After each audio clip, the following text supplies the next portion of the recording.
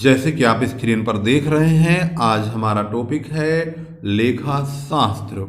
कक्षा 11 के विद्यार्थियों के लिए लेखा शास्त्र में और कक्षा 9 के विद्यार्थियों के लिए भी लेखा शास्त्र यानी अकाउंट से संबंधित, अगर वो कक्षा 9 में अगर उनके पास अकाउंट है तो वो भी कैश बुक पढ़ रहे हैं, और कक्षा 11 के विद्यार्थियों के लिए भी कैश बुक से रिलेटेड टॉपिक आज का हमने सेलेक्ट किया हुआ है, जिसमें हमारी जो प्रॉब्लम है वो इसी बुक से संबंधित है। और इस बुक का हम पूरा कंप्लीट मतलब आप लोगों को बता सकते हैं कि ये रीडर्स चॉइस की बुक है, और इसमें हम कक्षा 11 के विद्यार्थियों के लिए जो टॉपिक सिलेक्ट किए हैं वो है कैश बुक। जैसे कि आप लोग देखेंगे ध्यान से, हम कैश बुक की प्रॉब्लम आज के लिए सिलेक्ट करे हैं, तो उसके रिलेटेड जो भी हमारी प्रॉब्लम होगी आज यूट्यूब पर जो वीडियो के रूप में आपके सामने पहुंचेगी वो कैश बुक की ही पहुंचेगी। तो हम इसमें आज 2 प्रॉब्लम सॉल्व करेंगे कैश बुक से संबंधित, जैसे कि आपकी स्क्रीन पर दिखाई दे रहा है। जैसे कि आप स्क्रीन पर देख रहे हैं, यहाँ पर हमने जो प्रश्न सिलेक्ट किया है वो है क्वेश्चन नंबर 1। राधे श्याम की रोकड़ बही में जनवरी मास के निम्न लेन देन लिखिए। जब हम रोकड़ बही बनाएंगे तो रोकड़ बही का एक नियम है, जितनी रकम हमारे पास प्राप्त होगी उसको हम डेबिट में लिखेंगे, और जितनी रकम हमारे यहाँ बिजनेस से जाएगी निकल के बाहर उसको हम क्रेडिट करेंगे। तो जो कैश बुक का फॉर्मेट होगा कुछ इस तरह से होगा, सिंपल कैश बुक। जैसे कि आप स्क्रीन पर देख रहे हैं, क्वेश्चन नंबर 1 से हम शुरू कर रहे हैं। तो सबसे पहले फॉर्मेट के मुताबिक आपको लिखना होगा date, particular, voucher number, ledger folio number, LF जिसे कहते हैं, रुपीज, सेम डेबिट में सेम क्रेडिट की ओर, date, particular, voucher number, ledger folio number और रुपीज का कॉलम। ये साइड हमारा डेबिट का होता है और ये साइड हमारा क्रेडिट का होता है, यानी इधर हम डेबिट रिकॉर्ड लिखते हैं, इधर क्रेडिट रिकॉर्ड मेंटेन करते हैं। जो रकम हमें प्राप्त होगी हम डेबिट साइड की ओर यानी इधर लिखेंगे, जो नगद रकम हमारे पास से जाएगी उसे क्रेडिट साइड में लिखेंगे।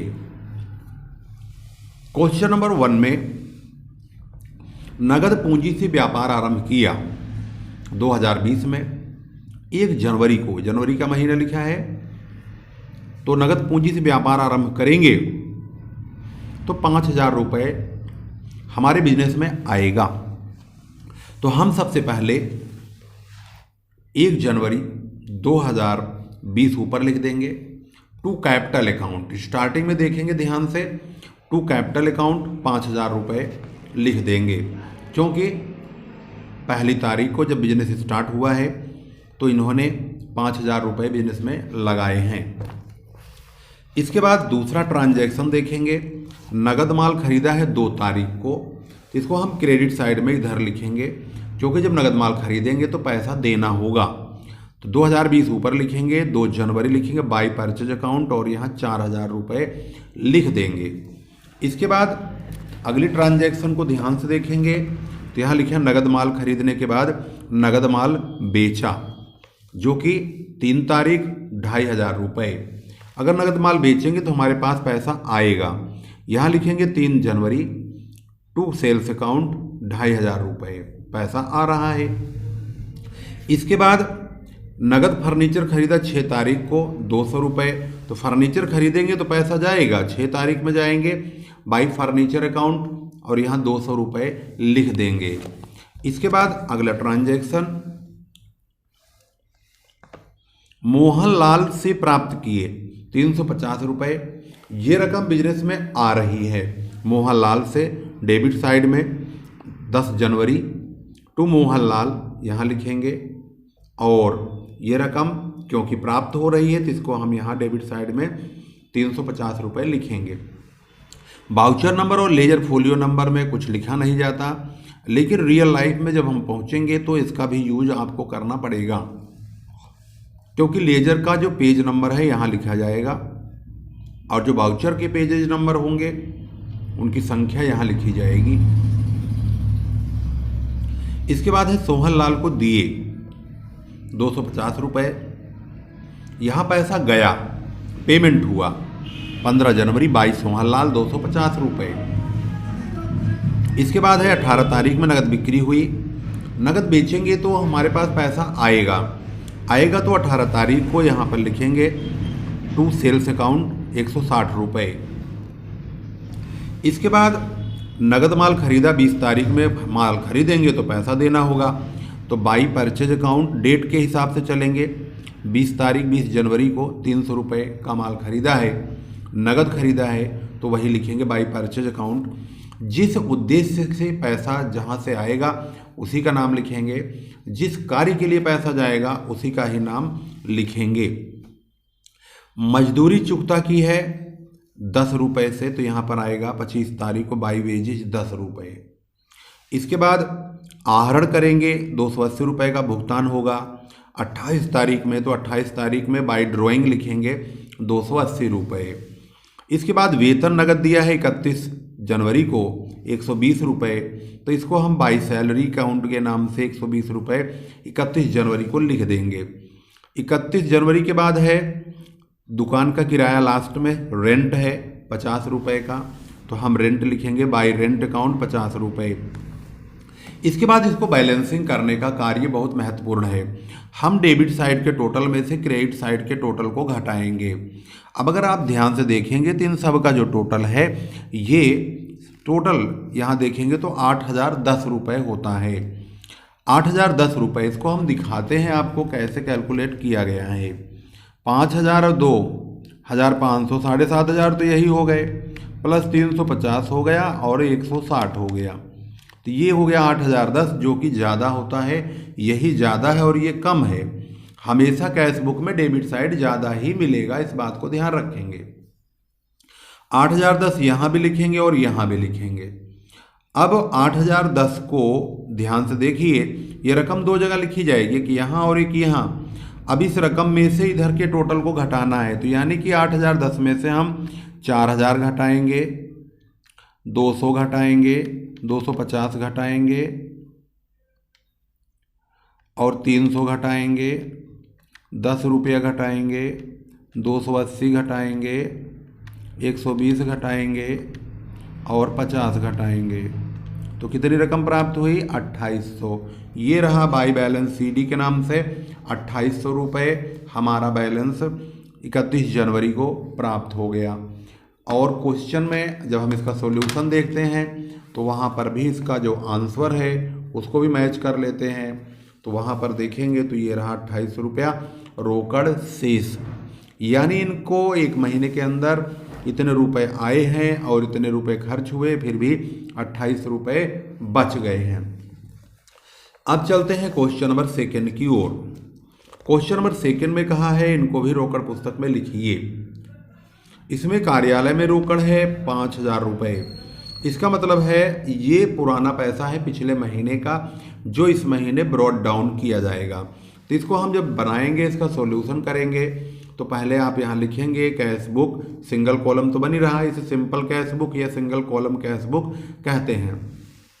तो जो 1 जनवरी को कार्यालय में रोकड़ है 5000 रुपये, इसको हम रोकड़ शेष, रोकड़ हस्ते इस प्रकार से लिखा होता है, तो हम इसको टू बैलेंस बीडी के नाम से लिख देंगे 5000 रुपये। यहाँ 2020 1 जनवरी लिख देंगे।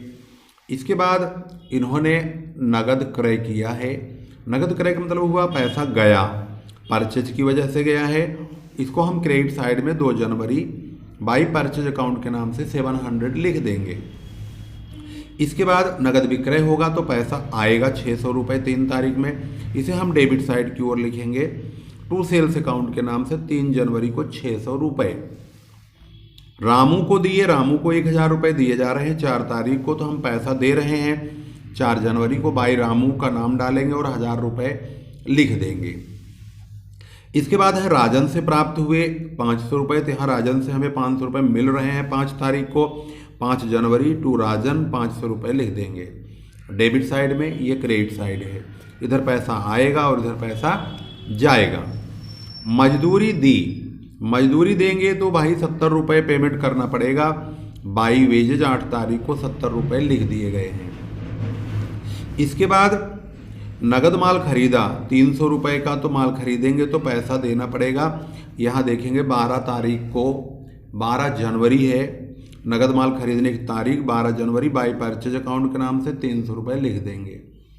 इसके बाद केशव को दिए नहीं, हरि से नगद प्राप्त हुए हैं 15 तारीख में, तो हरि से मिले 600 रुपये हमारे पास आया है, इसे डेबिट में लिखेंगे 15 तारीख टू हरि के नाम से 600 रुपये। केशव को दिए, ये पैसा हमारे पास से गया है 18 तारीख में, 18 तारीख में यहाँ देखेंगे बाई केशव के नाम से 600 रुपये लिख देंगे। इसके बाद डाक व्यय किया 10 रुपये, डाक व्यय यानी पोस्टेज 21 तारीख में है, बाई पोस्टेज अकाउंट के नाम से 10 रुपये लिखेंगे। आलेखन सामग्री खरीदी, खरीदेंगे तो पैसा देना होगा। स्टेशनरी का 25 रुपया 25 तारीख में, बाई स्टेशनरी लिखेंगे, बाई स्टेशनरी अकाउंट से 25 रुपया ये लिखा गया। इसके बाद है राम कुमार को दिए, रमन कुमार को दिए 200 रुपये 27 तारीख में, तो यहाँ लिख देंगे बाई रमन, और यहाँ पर रमन कुमार भी लिख सकते हैं पूरा, या बाई रमन भी लिख सकते हैं, ऐसा कुछ नहीं है, 200 रुपये। अनुज से प्राप्त किए हैं 30 तारीख में 300 रुपये, तो यहाँ पर लिखेंगे टू अनुज 30 तारीख और 300 रुपये। इसके बाद किराया दिया है 30 तारीख में ही, तो यहाँ पर लिख देंगे 30 जनवरी बाई रेंट अकाउंट 800 रुपये, जो कि यहाँ पर किराए के नाम से 800 रुपये पे किया गया है। 31 तारीख में वेतन दिया गया है 200 रुपये का, तो वेतन जो है एक प्रकार का हमारा खर्चा है, तो वेतन अगर खर्चा है तो इसको हम यहाँ पर एक्सपेंसेज है तो भाई पैसा जा रहा है, तो यहाँ पर लिख देंगे 31 जनवरी को बाई सैलरीज अकाउंट के नाम से 200 रुपये, क्योंकि यहाँ पर 200 रुपये वेतन गया है। निजी व्यय के लिए निकाले, निजी व्यय को हम ड्राइंग कहते हैं, इन्होंने बिजनेस में से बाई 31 जनवरी है, बाई ड्राइंग के नाम से 300 रुपये लिखे जाएंगे। अब बचता क्या, अब बचता है कैलकुलेशन का प्रोग्राम। इन सब का टोटल, अब हमारा काम होता है बैलेंसिंग करने का, यानी देखेंगे इतना रुपया आया तो खर्चा इतना हुआ तो बचा कितना, तो इन सब का जो टोटल है वो टोटल है 7000 रुपये। इसको यहाँ लिखेंगे नीचे, इस जगह पर नीचे लिख देंगे, यही 7000 यहाँ भी लिखेंगे। ये जो 7000 है ये वाला, इस 7000 को यहाँ और यहाँ दोनों तरफ लिखेंगे। इसमें से इन सभी को जोड़ लेंगे 300 रुपये तक, जोड़ के 7000 में से घटाएंगे, जो बचेगा उसको बैलेंस सीडी के रूप में लिखेंगे।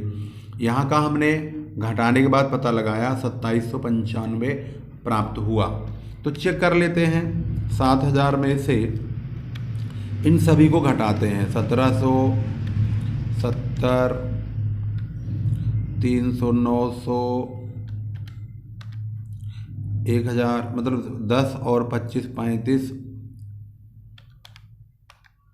200, 800, 200, 300, यहाँ तक घटा दिया हमने, 2795 आ गया। तो ये रहा, इसको हम 31 तारीख को बाई बैलेंस सीडी के नाम से 2795 रुपये लिखेंगे, और फिर हम अपना आंसर बुक से मैच करेंगे, देखेंगे कि 2795 आया या नहीं। तो यहाँ पर आप देख रहे हैं 2795 हमारा रोकड़ शेष आ चुका है। इसी के साथ ही आज की वीडियो यहाँ पर समाप्त हो रही है।